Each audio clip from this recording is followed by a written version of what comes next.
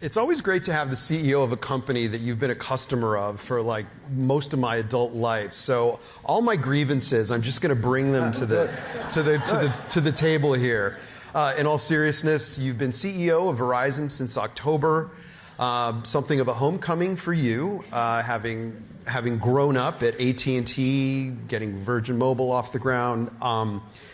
When it comes to running a wireless company, and you had that long interlude in the middle at PayPal, so we'll talk about that later, but what do the old rules no longer apply? Well, I think we live in a time right now of change that I've really never seen before. The pace of change is dramatic. I say inside the company right now, anytime the pace of change outside is greater than the pace of change inside, we're falling behind, and that's a really high bar to get over. I think there's some similarities and some differences. I mean, way back when I was at AT&T, we're a big bureaucratic company.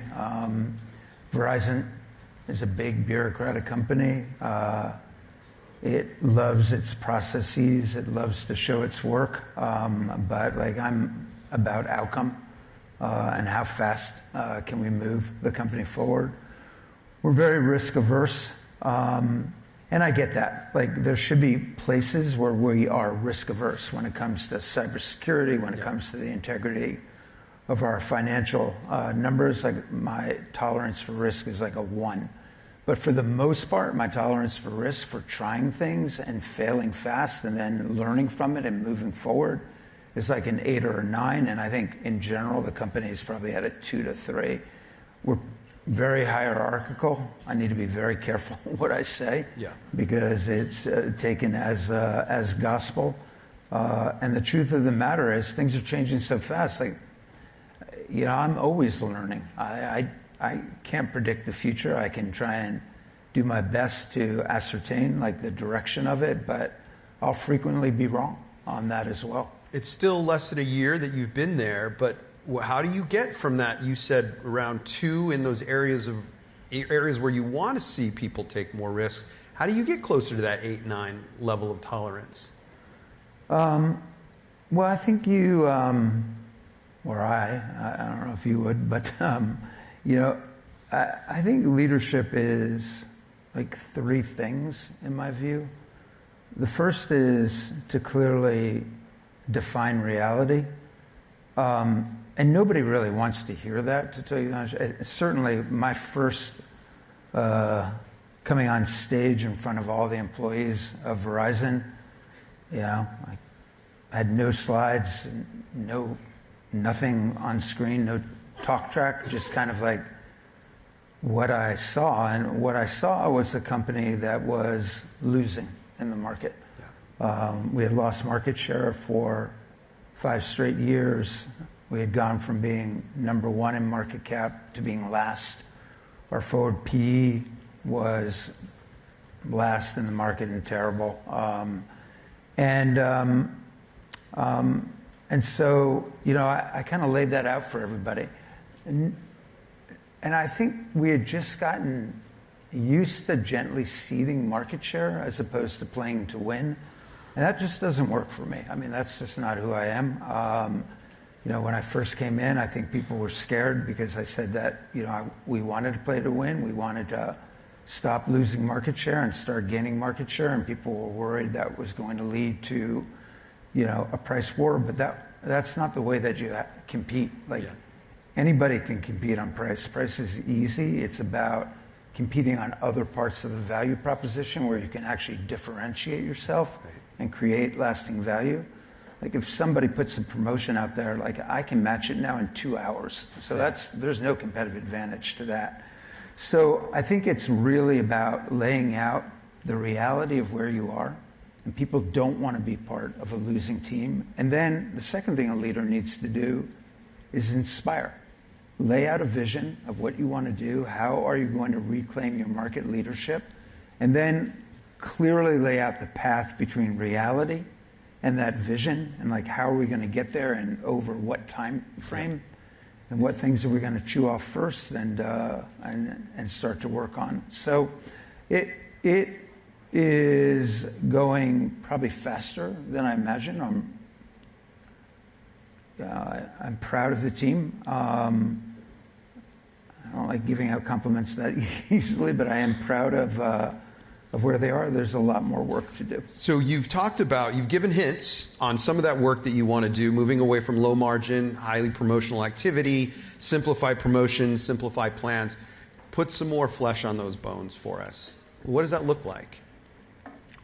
Well, I think at the end of the day, the reason people leave Verizon is, one, when we price up with no incremental value, and we had done that for 3 years in a row. We had done something like 30 price ups with no incremental value, and that obviously distresses customers, and so we had started to see our churn go up. Yep.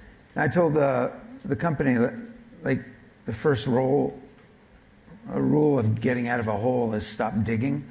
And so we're just not going to raise prices without any corresponding value. And I'm beginning to see that as our churn starts to come down. Yeah. The second is friction in the process. When you come into our store, how quickly can we help you? When we sell you something, is that reflected on your first bill? When you call into customer service, do you get somebody who's empathetic? Do what they see match with what you heard in the store and on your bill? And that's really, really difficult. That's the end-to-end customer experience. Okay. And that's hundreds, if not thousands, of things that you need to do better.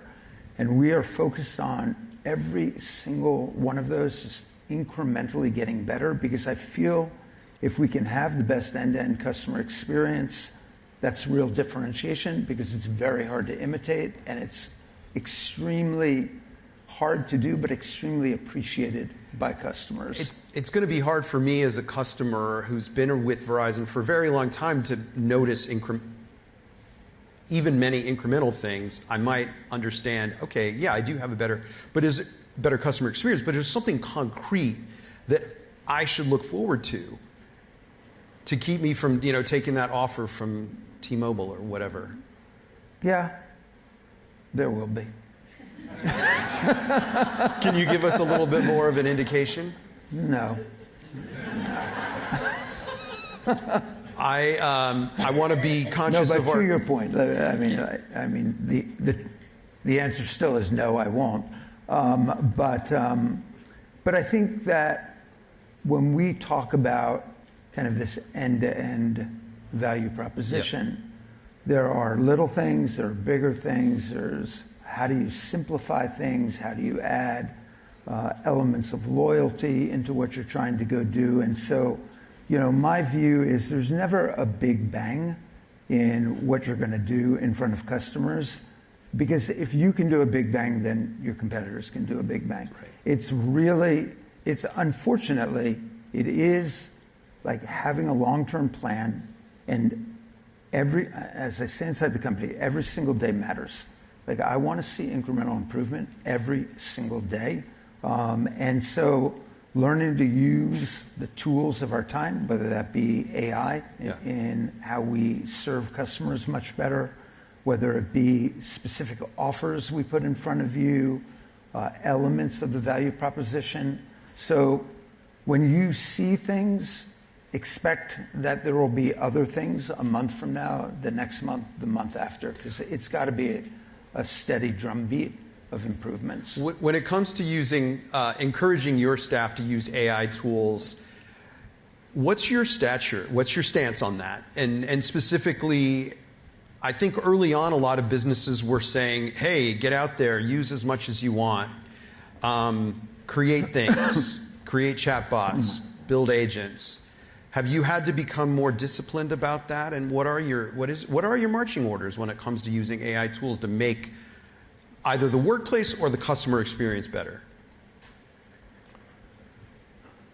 Well, I'm pretty outspoken on AI, as some of you may know. And I think as leaders, of companies, I think we have a responsibility to talk about what could happen as a result of implementing AI. Yeah. It's clear to me that whatever we have right now, these are the worst models that we will ever have in our lifetime. Because don't tell Daniela that. Yeah, she knows it. Like, she'd be the first to say it, I get your right? point. Yeah, OpenAI is going to release 4 models, new models, between now and the end of the year. Each one of them will be a step function improvement from where they are today. And so it's clear to me that AI will do at least 3 things inside the company. It will dramatically improve our productivity levels. It will dramatically improve our ability to satisfy customers. You know, in the last 3 months, we've been experimenting with agents that are replacing some of our customer service reps. And those agents, their customer satisfaction rate is 1,280 basis points better than what we had before. Think about that. If it was 50 basis points, that'd be a big improvement. So our ability to satisfy customers, our ability to ingest all of the data around you, like, you may think of yourself as one customer. We think of you as kind of like the sum total of what lines, you know, are under your account, your kids are under your account, where do they call, how do you use it, do you have a Nest associated with your broadband service? And so we need to see all of that to be able to satisfy you. And then finally, AI is going to radically redefine our value proposition. I mean, my view of this is that we have an initiative inside the company called Every Customer Has a Name. And that means that every customer is individual. How we respond to you should be empathetic, but every part of our value proposition should be tailored to the 300 plus different ways that we can look at you and tailor a proposition to you. To what extent does AI just completely replace, if they're so much better, to what extent does AI replace human customer service agents completely?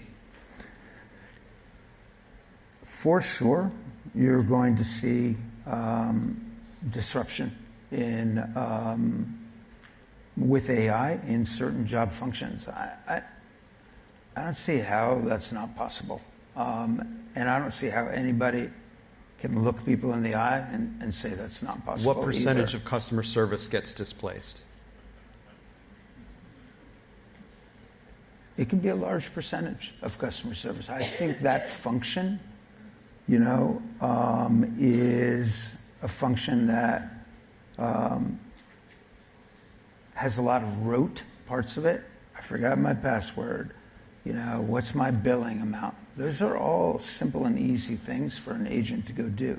More complex things will be a combination of human and machines working together to satisfy. What that doesn't mean, like, you will have functions that will be disrupted for sure. And I don't see how anyone, again, could say that they won't be. But you will have, like what we're seeing in our customer service right now, is the rote stuff can be done by agents. More complex is a combination of an agent and a human working hand in hand to be able to satisfy that customer much better than either of them could do alone. And so I think you'll see all of those things happen, but I'm going to lean heavy, as I think all of my colleagues will, all the Fortune 100 will lean heavy on AI. You cannot be a part of this age without understanding the technological revolution. It'll be AI.